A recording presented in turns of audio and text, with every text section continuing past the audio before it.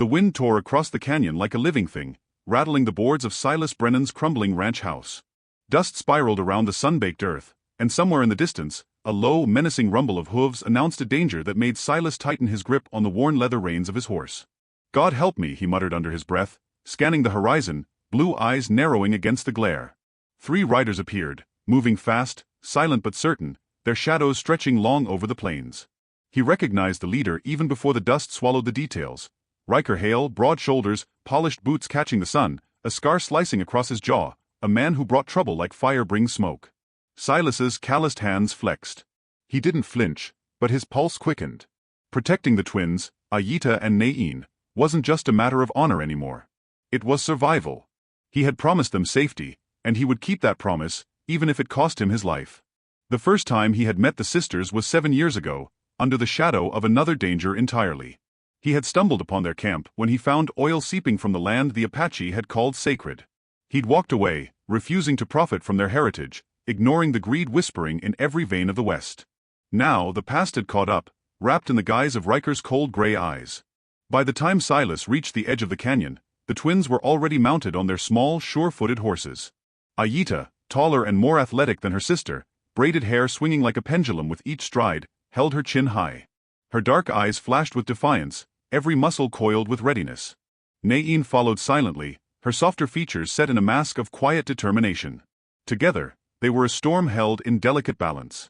"Silas," Ayita called, voice cutting through the wind. "We can't outrun him on foot. We need a plan." He shook his head, shading his eyes with one hand. "We're not running. We'll make him think we are, but we'll lead him straight where we want him." The words were calm, but his body hummed with tension. Every instinct he had honed on the prairie screamed that a wrong move meant death. The chase began, dust rising in clouds beneath their hooves. Silas rode close to the twins, feeling the subtle warmth of Ayita's shoulder brush against his as they dodged through a narrow ravine. He noticed the way she flinched at every snap of a twig, the intensity behind her gaze, not fear exactly, but a fury that mirrored his own. Nain stayed a half step behind, quiet as a shadow, dark eyes scanning the horizon for threats. Riker Hale's voice cut through the wind, calm, cruel, and commanding. "Come on, Brennan. You've got nothing but pride, and it'll get you killed." Silas didn't answer, only shifted in his saddle.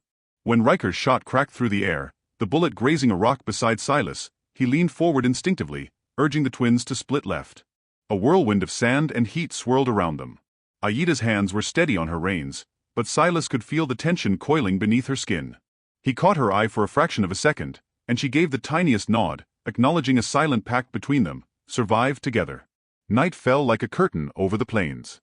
The firelight danced across Silas's rugged face as the trio huddled behind a rocky outcrop. Horses snorted and pawed at the dirt, their shadows trembling in the glow. Ayita carefully checked Nain's horse, her hands brushing against her sister's as she worked. Silas watched, chest tight, and realized how much he cared, not just for their lives, but for the fragile trust they had placed in him. "You think he'll follow us through the gorge?" Nain asked softly, voice almost swallowed by the wind. "He has to. He wants leverage," Silas said. He pulled a canteen from his saddle, offering water to the twins. Ayita took it first, their fingers brushing briefly, and for a heartbeat, the danger faded, leaving only the warmth of proximity. Nain hesitated, then drank, her eyes lifting to meet his with quiet gratitude. That small, human connection, the touch, the glance, was a lifeline in the chaos of the West. They rode at first light, the prairie stretching endlessly before them, gold and green under the rising sun. Silas led them through hidden washes and behind hills, each step calculated. Ayita stayed close, her trust growing slowly, measured in subtle ways, a glance, a softened tone, the way she allowed him to take the lead. Nain, ever cautious, began to relax, sensing the unspoken bond forming between them. By midday, they reached the canyon's edge where Silas had hidden the small herd and supplies. They dismounted, tying the horses to a scraggly mesquite. Silas moved to inspect the area, then turned to find Ayita watching him closely, her dark eyes unreadable. "Why did you walk away all those years ago?" she asked, voice barely more than a whisper. Silas looked at her, jaw tight, remembering the black soil and the bitter oil beneath it. "Because some things aren't mine to take. Some promises are bigger than money, Ayita." Her lips parted slightly, but she said nothing. Instead, she stepped closer, brushing a loose strand of hair from her face. He felt the heat of her hand, the gentleness in her touch, and for a fleeting moment, the world narrowed to just the two of them, dust swirling around like time itself had slowed. The serenity shattered with a shout. Riker Hale emerged from the distant ridges, pistol raised. "Brennan, you think you can hide from me?" Silas rolled to cover, instinct taking over. Aida drew her own small revolver, eyes sharp and unwavering. Nain ducked behind a rock, snatching up a bough she had hidden in the brush. The gunfire erupted, echoing through the canyon, sending birds screaming into the sky.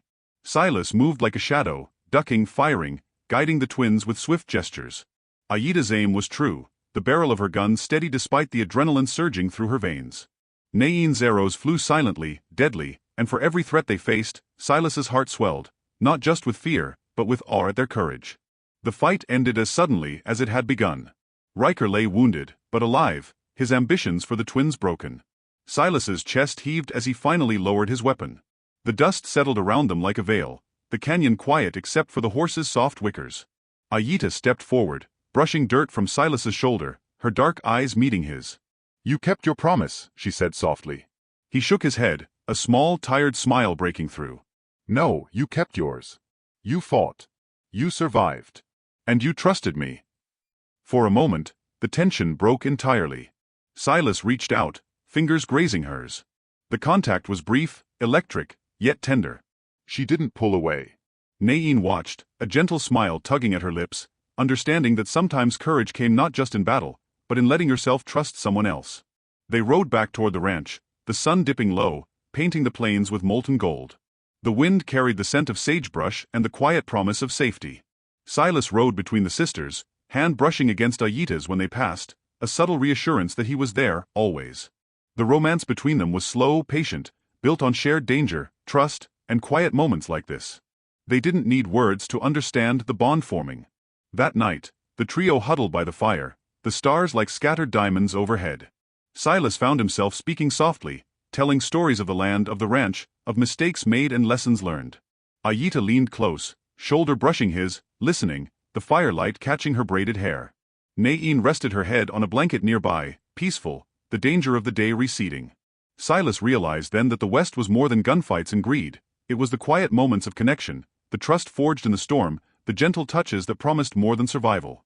Aida's hand slipped into his for a heartbeat, and he felt the unspoken promise of what could be, healing love, and a life built not on oil or land, but on loyalty and heart.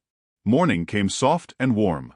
The twins helped Silas mend fences, tend the horses, and prepare for the journey ahead.